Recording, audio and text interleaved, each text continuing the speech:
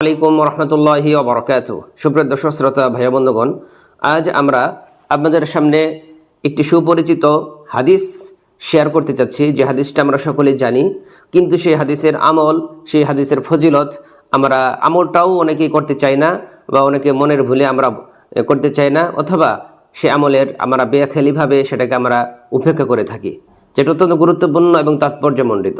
আমরা এই যে মুসলিম হিসাবে আমরা 5 ওয়াক্ত সালাত আদায় করি, এবং আল্লাহ সুবহানাহু ওয়া তাআলা আমাদের উপরে যে কুরআনুল কারীম নাযিল করেছেন 114টি সূরা সহ যে 6000-এর অধিক আয়াত আল্লাহ সুবহানাহু ওয়া তাআলা আমাদেরকে দান করেছেন, তার মধ্যে প্রত্যেকটা আয়াতের প্রত্যেকটা সূরার আলাদা আলাদা তাৎপর্য রয়েছে, আলাদা আলাদা গুরুত্ব রয়েছে। আল্লাহ সুবহানাহু ওয়া তাআলা আমাদেরকে যে কুরআন নাযিল করেছেন, সেই কুরআনুল কারীমের মাঝে সবথেকে বড় সূরা বাকারা, এর মধ্যে একটি আয়াত রয়েছে 155 নম্বর আয়াত, যেটাকে আমরা আয়াতুল কুরসি হিসেবে চিনি। সেই আয়াতুল কুরসির ফজিলত অত্যন্ত গুরুত্বপূর্ণ এবং তাৎপর্যমণ্ডিত। আমরা এই যে মুসলিম হিসাবে আমরা 5 ওয়াক্ত সালাত আদায় করি, এখানে আল্লাহ রাসূল সাল্লাল্লাহু আলাইহি ওয়াসাল্লাম আমাদেরকে একাধিক হাদিস আমাদেরকে জানিয়ে দিয়েছেন যে এই আয়াতুল কুরসির কি ফজিলত, কি তাৎপর্য। আবু উমামা রাদিয়াল্লাহু তাআলা আনহু থেকে বর্ণিত হাদিস, রাসূল সাল্লাল্লাহু আলাইহি ওয়াসাল্লাম বলেছেন যে কেউ যদি প্রত্যেক ফরজ সালাতের পর আয়াতুল কুরসি পাঠ করে, তাহলে সে মৃত্যুবরণ করার পরপরই সে জান্নাতে চলে যাবে, তথা তার জান্নাতে যাওয়ার একমাত্র বাধা হচ্ছে মৃত্যুবরণ করবে, সে জান্নাতে চলে যাবে। কিন্তু এর আমলটা হচ্ছে, কেউ যদি প্রত্যেক ফরজ সালাতের পর আয়াতুল কুরসি পাঠ করে, তাহলে তার জন্য এই ফজিলত রয়েছে।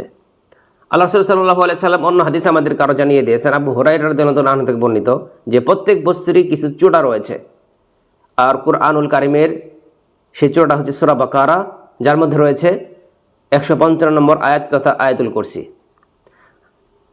এরপর আমি আপনাদের সামনে একটু ঘটনা উল্লেখ করতে চাই। ঘটনা হচ্ছে হাদিস, সহিহ বুখারীতে হাদিসটি রয়েছে, আবু হুরায়রা রাদিয়াল্লাহু তাআলা আনহু থেকে বর্ণিত। তিনি বলেন যে আল্লাহ রাসূল সাল্লাল্লাহু আলাইহি সাল্লাম আমাকে একবার রমজানের ফিতরা তথা কিছু সাদাকার মাল আমাকে পাহারা দেওয়ার জন্য আমাকে পাহারাদার হিসেবে রেখে দিলেন। আমি সেখানে পাহারাদার হিসেবে থাকলাম।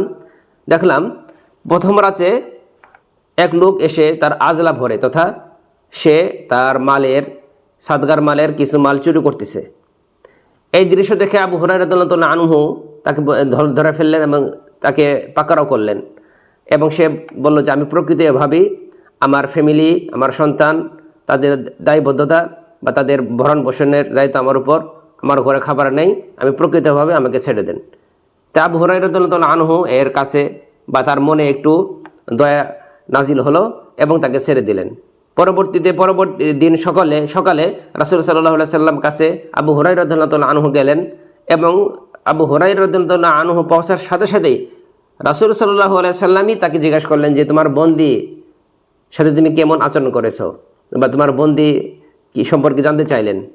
তখন আবু হুরায়রা রাদিয়াল্লাহু তাআলা বললেন যে সে আসলো এবং তাকে ধরে ফেললাম, সে তার কাকুতি মিনতি করলো, অভাব প্রকাশ করলো, আমি তাকে ছেড়ে দিলাম।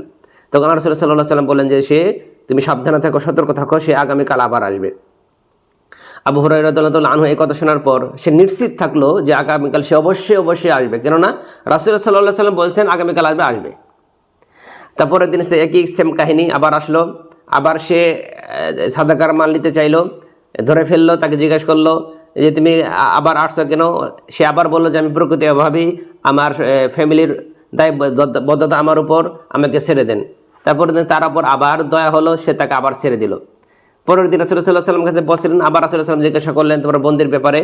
তখন সে বলল যে সে তার সেম আগের অবস্থায় তাকে ধরে ফেললাম, এবং সে তার কাকুতি মিনতি করার কারণে আমি তাকে ছেড়ে দিলাম। তখন রাসূল সাল্লাল্লাহু আলাইহি ওয়াসাল্লাম বললেন যে সে আবার আসবে। তার তৃতীয়বারের দিন সে একই কাহিনী, সে আবার আসলো এবং তাকে ধরে ফেললেন। ধরে ফেলার পর বলল যে আমি তোমাকে আজকে কখনোই ছেড়ে দেবো না, আমি তোমাকে রাসূল সাল্লাল্লাহু আলাইহি ওয়াসাল্লামের কাছে নিয়ে যাবই। তখন সেই লোকটা তাকে বলল যে আমাকে এইবারের মধ্যে ছেড়ে দেন, আমি আর কখনো আসবো না, তবে তুমি যদি আমাকে আমি তোমাকে কিছু শব্দ শিখাবো। সেই শব্দগুলো হচ্ছে যে তুমি যখন রাতের ঘুমাতে যাবা তথা বিছানায় যাবা, তখন তুমি আয়াতুল কুরসি পড়বা, তথা আল্লাহু লা ইলাহা ইল্লাহুল হাইয়ুল কাইয়ুম এটা পড়বা। তাহলে আল্লাহ তাআলার পক্ষ থেকে তোমার উপরে একজন পাহারাদার নিযুক্ত করা হবে, এবং সকাল পর্যন্ত শয়তান তোমার কাছে আসতে পারবে না। এই কথা বা এই শব্দ শেখানোর পর আবু হুরায়রা রাদিয়াল্লাহু তাআলা আনহু তাকে ছেড়ে দিলেন। পরবর্তী দিন সকালে রাসূল সাল্লাল্লাহু আলাইহি সাল্লাম কাছে গেলেন এবং একই অবস্থা তাকে বর্ণনা করলেন যে আজ সে আসলো তাকে ধরে ফেললাম। সে কিছু শব্দ আমাকে শেখালো যে আমি যদি বিছানায় যাওয়ার পূর্বে তথা ঘুমানোর পূর্বে আমি যদি আয়াতুল কুরসি পাঠ করি তাহলে একজন পাহারাদার নিযুক্ত করা হবে এবং সকাল পর্যন্ত শয়তান আমার কাছে আসতে পারবে না। তখন আমি এই কথা বলার পর আমাদেরকে ছেড়ে দিলাম। তখন আল্লাহ রাসূল সাল্লাল্লাহু আলাইহি সাল্লাম আবু হুরায়রা রাদিয়াল্লাহু তাআলা আনহুকে বললেন যে শোনো, সে ভীষণ মিথ্যাবাদী, সে চরম মিথ্যাবাদী, কিন্তু সে তোমাকে যে কথাটা বলেছে এটা সত্য কথা। সে সর্বদাই মিথ্যা কথা বলে, কিন্তু যে কথাটা বলেছে এটা সত্য কথা। তখন রাসূলুল্লাহ সাল্লাল্লাহু আলাইহি ওয়াসাল্লাম তাকে আবার জিজ্ঞাসা করলেন যে তোমার কাছে যে 3 দিন ধরে যে লোকটা তোমার কাছে এসেছে তুমি কি তাকে চিনো? সে বলল না, আমি চিনি না। বলে সে হচ্ছে সেই শয়তান। শয়তান তোমার কাছে এসেছিল এবং সে তা তোমার যে পাহারাদারের যে সাদাকার মালগুলা চুরি করতে চেয়েছে এবং তোমাকে যে শব্দগুলো শিখিয়েছে সেটা সত্য কথা বলেছে। এজন্য আয়াতুল কুরসির ফজিলত তাৎপর্য অনেক অনেক আর অনেকগুলো হাদিস রয়েছে। তো সংক্ষিপ্ত পরিসরে আমরা এটাই জানলাম যে আয়াতুল কুরসির গুরুত্ব তাৎপর্য অনেক। আমরা প্রত্যেক সালাতের পর আমরা এজ এ মুসলিম হিসাবে আমাদের উপর 5 ওয়াক্ত সালাত ফরজ, আমরা 5 ওয়াক্ত সালাত আমাদের পড়তেই হয়। তাই আমরা একটু খেয়াল করে ফরজ সালাতের পর আমরা আয়াতুল কুরসিটা পাঠ করার চেষ্টা করব।